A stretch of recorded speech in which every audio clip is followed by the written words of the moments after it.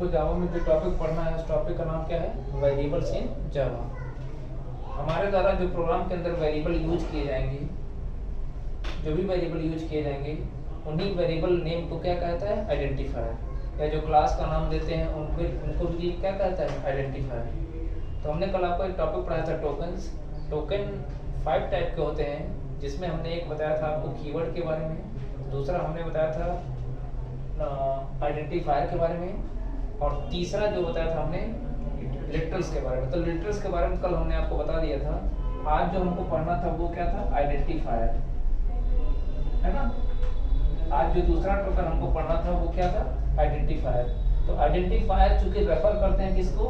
Variable के name को, या क्लास के नेम को, या मेथड के नेम को, या वो सारे जितने नाम जो हम देते हैं प्रोग्राम में, है ना। चाहे वो वेरिएबल के नाम को वेरिएबल को नाम दें, या क्लास का नाम दें, या मेथड का नाम, जितने भी नेम हमारे द्वारा डिसाइड किए जाते हैं उन्हीं नेम्स को क्या कहता है? आइडेंटिफायर। तो अब हमको जानना है, चूंकि वेरिएबल की बात हो रही है, वेरिएबल के नेम्स की बात हो रही है, तो हम सबसे पहले वेरिएबल के बारे में जानेंगे कि वेरिएबल क्या होते हैं जावा में।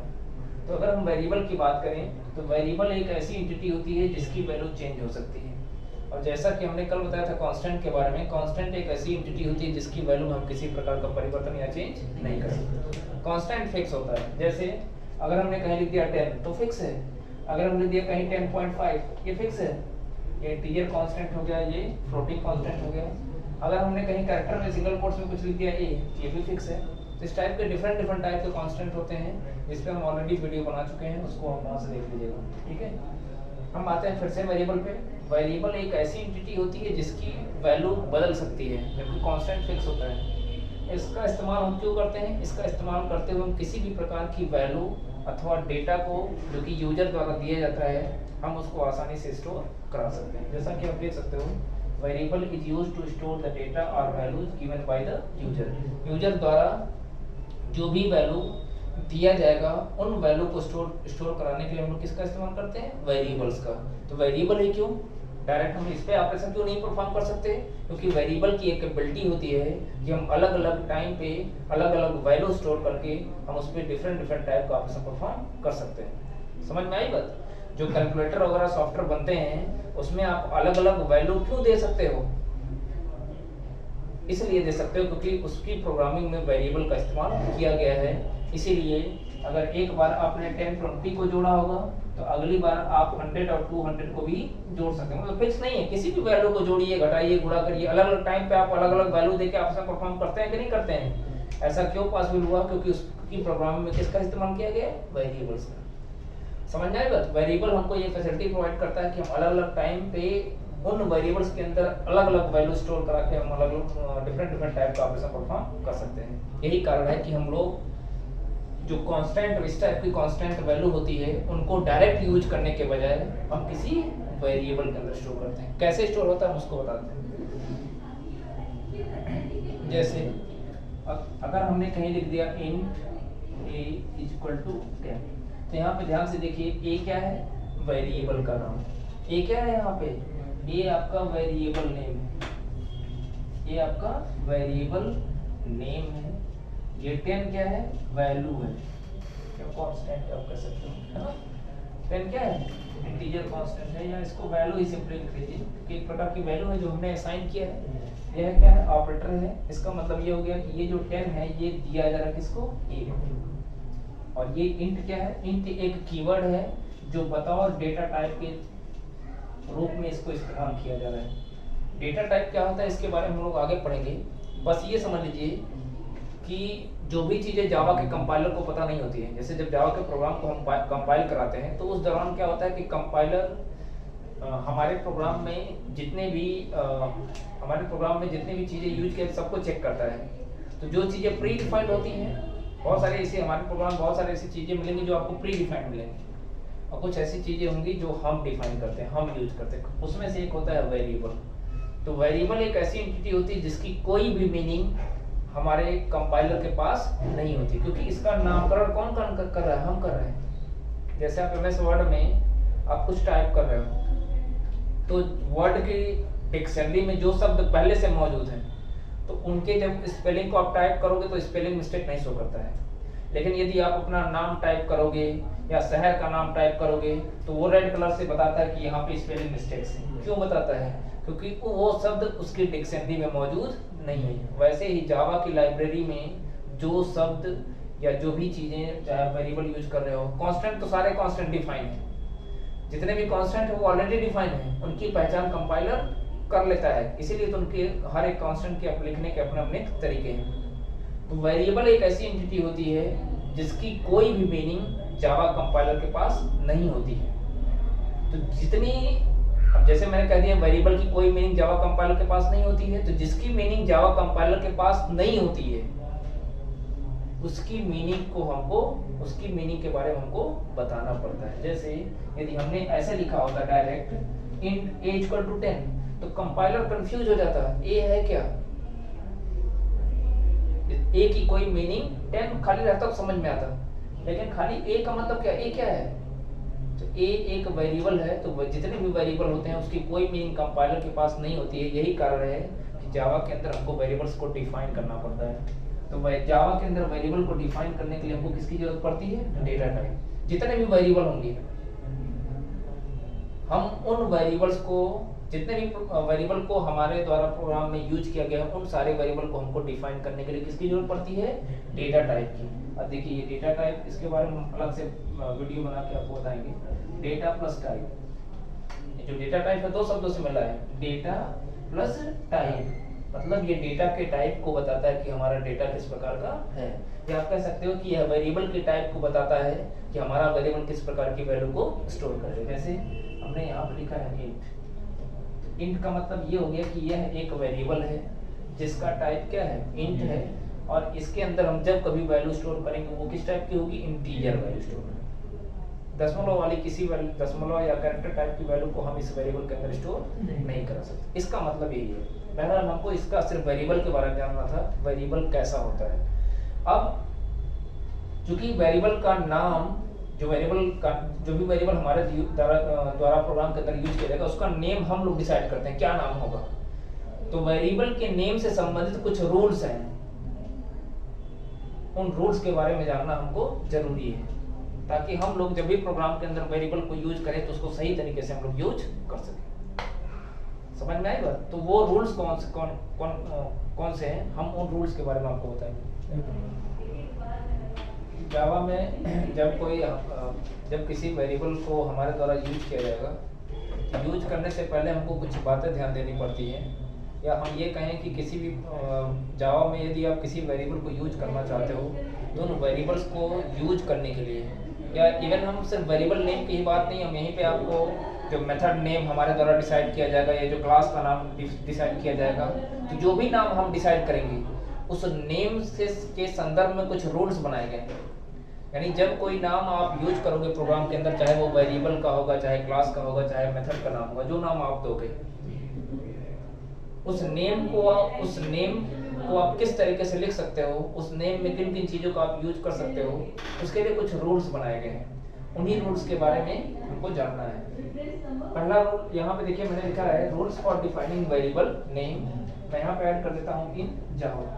वेरिएबल के जावा के अंदर वेरिएबल नेम को हम कैसे डिफाइन करेंगे, या वेरिएबल नेम के लिए कौन कौन से वो रूल हैं जो बनाए गए हैं, तो उन रूल्स के बारे में हम एक एक करके जानेंगे। जैसे सबसे पहला रूल ये है कि जो वेरिएबल का नाम होगा उनमें हम किन किन चीज़ों का इस्तेमाल कर सकते हैं। उनमें हम अल्फ़ाबेट्स का इस्तेमाल कर सकते हैं, डिजिट्स का इस्तेमाल कर सकते हैं, डॉलर साइन का इस्तेमाल कर सकते हैं और अंडरस्कोर का इस्तेमाल कर सकते हैं। इसके अलावा किसी भी सिंबल का इस्तेमाल हम लोग नहीं कर सकते। अल्फ़ाबेट्स का मतलब हो गया कैपिटल स्मॉल दोनों में से कोई भी हो चलेगा, है ना। अच्छा एक चीज़ आप लोग समझिएगा, ये हमारे पास ऑप्शंस हैं कि हम अल्फ़ाबेट्स, डिजिट्स, अंडरस्कोर्स और डॉलर साइन, इतने में से हम इतने चीज़ों का हम इस्तेमाल कर सकते हैं। लेकिन यह जरूरी नहीं किया गया है कि अल्फ़ाबेट्स के साथ सबको जब भी यूज किया जाएगा सबको इस्तेमाल किया जाएगा, ऐसा जरूरी नहीं है। मतलब जो नाम होगा उस नाम, अब कैसे अपने पास क्या है, अल्फ़ाबेट्स की संख्या 26 होती है ना, लेकिन जब कोई वर्ड बनते हैं तो क्या जरूरी है कि 26 वर्ड आ जाए, सॉरी 26 लेटर आ जाए? अल्फाबेट्स में कुल लेटर कितने होते हैं? 26 होते हैं ना, लेकिन जब नाम बनता है तो उसमें सारे सारे लेटर नहीं आते हैं। बस वही सेम कॉन्सेप्ट यहाँ पे भी है। जब हम इतनी चीजों का यूज कर सकते हैं अल्फाबेट्स के साथ साथ, यहाँ पे अल्फाबेट्स है, हम लोग के नाम में सिर्फ अल्फाबेट्स आते हैं। यहाँ पे क्या है कि अल्फाबेट्स के साथ साथ आप ठीक है नाम के साथ डिजिट का यूज करना चाहते हो कर सकते हो, इसके साथ डॉलर साइन भी लगाना चाहते हो लगा सकते हो, अंडरस्कोर लगाना चाहते लगा सकते हो, लेकिन सबका यूज करना या कंपलसरी नहीं है, वो अपने ऊपर डिपेंड करेगा। मैं कुछ एग्जांपल लिखता हूँ, ठीक है। जैसे अब ये तो हमने बता दिया कि वेरिएबल नेम में अल्फाबेट्स डिजिट का मतलब 0 से लेके 9 तक, फिर डॉलर साइन और अंडरस्कोर, मतलब सिंबल में सिर्फ 2 साइन, एक डॉलर साइन और एक अंडरस्कोर, सिर्फ ये 2 सिंबल का इस्तेमाल कर सकते हैं, इसके अलावा किसी भी सिंबल का हम इस्तेमाल नहीं कर सकते। मैं एक चीज और आपको क्लियर कर दूं कि वेरिएबल नेम में सिर्फ डिजिट कभी नहीं आएगा। डिजिट जब भी आएगा वो या तो अंडरस्कोर के साथ आएगा, या तो डॉलर साइन के साथ आ सकता है, या तो अल्फाबेट्स के साथ आ सकता है। डिजिट्स कभी भी अकेला नहीं आएगा।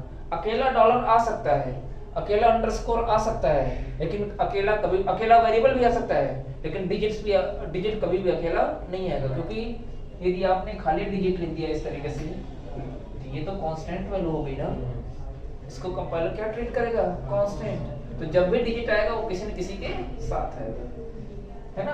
तो वेरिएबल नेम में जैसा कि हमने बता दिया अल्फाबेट्स, डिजिट्स, डॉलर साइन और अंडरस्कोर का इस्तेमाल कर सकते हैं, इसके अलावा और कुछ भी हम यूज नहीं कर सकते। अल्फाबेट्स में कैपिटल स्मॉल दोनों हो सकता है, कुछ भी यूज करिए। अगला है a variable name can start with alphabets. जो वेरिएबल के नेम की शुरुआत होगी वो या तो अल्फाबेट से होगी, या तो डॉलर साइन से होगी, या तो अंडरस्कोर से होगी। किसी भी वेरिएबल नेम की शुरुआत डिजिट से नहीं हो सकती। इन सब चीजों को हम एग्जांपल से समझें तो ज्यादा बेटर होगा।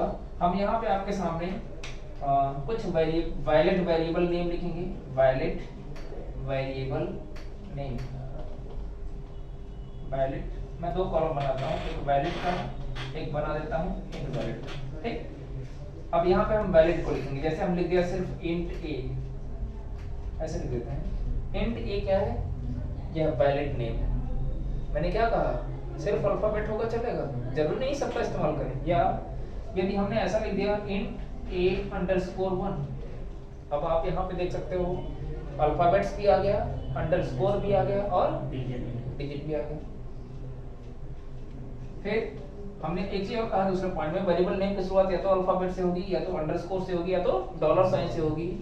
तीसरा पॉइंट भी हम पढ़ लेते हैं, a variable name can not start with digits. Variable name की शुरुआत कभी भी डिजिट से नहीं होती। तो जब भी आप वेरिएबल नेम लिखिएगा तो ये सारे रूल्स हमारे माइंड में होने चाहिए, हमारे दिमाग में ये सारी चीजें होनी चाहिए, है ना। अब आपको लगेगा कि नहीं कैसे हो सकता है, तो ये बहुत आसानी से इसको दिमाग में रखा, कोई बहुत बड़ी चीज नहीं है ना। फिर हम लिखते हैं इंट, डेटा टाइप तो कुछ भी हो सकता है। अभी फिलहाल हम वेरिएबल के नाम को कैसे लिखेंगे उसके बारे में बताते हैं। हमने यहाँ पे लिख दिया अंडरस्कोर a1। अब देखिए ये भी वैलिड है, क्योंकि वेरिएबल नेम की शुरुआत अंडरस्कोर से हो सकती है कि नहीं हो सकती है। या हम लिख दिया डॉलर a, ये भी क्या है? वेरिएबल नेम की शुरुआत में हम डॉलर साइन का इस्तेमाल, डॉलर और अल्फाबेट दोनों है तो दोनों का हम यूज कर सकते हैं, है ना। इंट a $1, ये भी क्या है? वैलिड है। या एक साथ सबका इस्तेमाल करना चाहते हो थोड़ा कर, मतलब इसमें कुछ नेसेसरी नहीं है इसलिए। इसमें देखिए अल्फाबेट्स भी आ गया, अंडरस्कोर भी आ गया, डिजिट भी आ गया और डिजिट भी आ गया। तो इस तरीके से हम वेरिएबल नेम को हम लोग यूज कर सकते हैं। अब हम कुछ आपको इनवैलिड वेरिएबल नेम के बारे में बताते हैं। जैसे मैंने ये कह दिया कि वेरिएबल नेम की शुरुआत डिजिट से नहीं हो सकती, तो अगर कहीं ऐसा लिखा गया है $2a या 2b, तो ये क्या है? इनवैलिड है। कैसे पता? वेरिएबल नेम की शुरुआत किससे स्टार्ट हो गई है? डिजिट से। आई बात समझ में? फिर अगला पॉइंट देख सकते हैं, चौथा पॉइंट लिखा है व्हाइट स्पेस। यहाँ व्हाइट लिखा है, व्हाइट स्पेस। व्हाइट स्पेस का मतलब ब्लैंक स्पेस, है ना। ब्लैंक स्पेस वेरिएबल के नेम के बीच में अलाउड नहीं है। कहने का मतलब ये है कि इंट ए स्पेस, ए के लिखने के बाद हमने मान लीजिए मल्टीपल वेरिएबल्स हमारे द्वारा प्रोग्राम में यूज किए गए हैं, तो हमने किया ए के बाद ए लिखने के बाद हमने क्या कर दिया? स्पेस प्रेस कर दिया। तो जब स्पेस प्रेस कर दिया तो ए और बी के बीच में स्पेस आ गया कि नहीं आ गया? इसके बीच में तो स्पेस चाहिए, लेकिन मैंने क्या लिखा है? White space is not allowed with in the variable name, मतलब वेरिएबल नेम के बीच में व्हाइट स्पेस अलाउ नहीं है। तो हमने क्या किया है, ए और बी के बीच में हमने क्या किया है, स्पेस लिया है, तो ये क्या है, इसकी वजह से ये सारे के सारे क्या है, इनवैलिड हैं। फिर पांचवा पॉइंट भी देख लेते हैं, एनी रिजर्व वर्ड और कीवर्ड, मतलब जो जावा की लाइब्रेरी में जो शब्द पहले से डिफाइन है उन्हीं को कीवर्ड कहा जाता है, जो वर्ड पहले से डिफाइन है उसी को रिजर्व वर्ड भी कहा जाता है, उसी को कीवर्ड भी कहा जाता है, उसी को प्री डिफाइंड वर्ड भी कहा जाता है, कई सारे नाम हैं। तो जो शब्द जावा की लाइब्रेरी में पहले से डिफाइन है, हम उन नाम को बतौर वेरिएबल नेम के तौर पे हम यूज नहीं कर सकते। मेरे कहने का मतलब ये है कि जैसे इफ हम लिख दिया फ्लोट, फ्लोट शब्द भी ये प्री में तो डेटा टाइप हो गया, इंट के बजाय हमने क्या लिख लिया, फ्लोट। तो अब देखिए हमने क्या लिखा है, फ्लोट इफ। इफ में देखिए सारे अल्फाबेट हैं कि नहीं है, लेकिन ये क्या है, इनवैलिड है। इनवैलिड क्यों है, क्योंकि ये जो इफ वर्ड है ये कीवर्ड है, यह एक प्रकार का कीवर्ड है, या इसी को रिजर्व वर्ड भी कह सकते हो। और जावा के अंदर मौजूद जितने भी रिजर्व वर्ड हैं, जितने भी कीवर्ड हैं, उनको कभी भी हम वेरिएबल के नेम के तौर पर हम यूज नहीं करेंगे। तो जैसे जब हम कीवर्ड के बारे में पढ़ लेंगे तो वहाँ पे हमारे साथ हम आपको लिखवा देंगे कि जावा के अंदर कुल कितने कीवर्ड्स हैं, फिर वहाँ से हम लोग ये जब हमारे दिमाग में वो सब चीजें रहेंगी तो हम आसानी से जज कर लेंगे कब किस समय किस कीवर्ड का हम लोग इस्तेमाल करेंगे। ठीक है, ये कुछ रूल्स थे, इन रूल्स के बारे में हमको जानना जरूरी होता है, समझ में आएगा। अब इस टाइप से जावा वेरिएबल नेम पे कोई भी क्वेश्चन पूछे जाएंगे तो आप आसानी से बता सकते हैं। अच्छा देखिए, इसमें एक चीज हम और भूल गए, कभी कभी यही क्वेश्चन पूछ लेता है, रूल्स फॉर डिफाइनिंग आइडेंटिफायर, है ना। तो वेरिएबल नेम कहे या इसके जगह पे आइडेंटिफायर कह दे, दोनों का मतलब सेम है। जानते हैं क्वेश्चन कैसे पूछा जाता है, which of the following is an invalid identifier, निम्न में से कौन सा इनवैलिड आइडेंटिफायर है, या निम्न में से कौन सा वैलिड आइडेंटिफायर है। तो जब ये कहते हैं कौन सा इनवैलिड आइडेंटिफायर है या वैलिड आइडेंटिफायर है, तो समझ जाइएगा वो वैलिड वेरिएबल नेम या इनवैलिड वेरिएबल नेम की बात कर रहा है, समझ रहे हैं। क्योंकि आइडेंटिफायर किसको रेफर करते हैं, वेरिएबल नेम को ही रेफर करते हैं, समझ में आया। तो ये पॉइंट ध्यान रखिएगा कि जब भी आपसे इनवैलिड आइडेंटिफायर कहे, इनवैलिड आइडेंटिफायर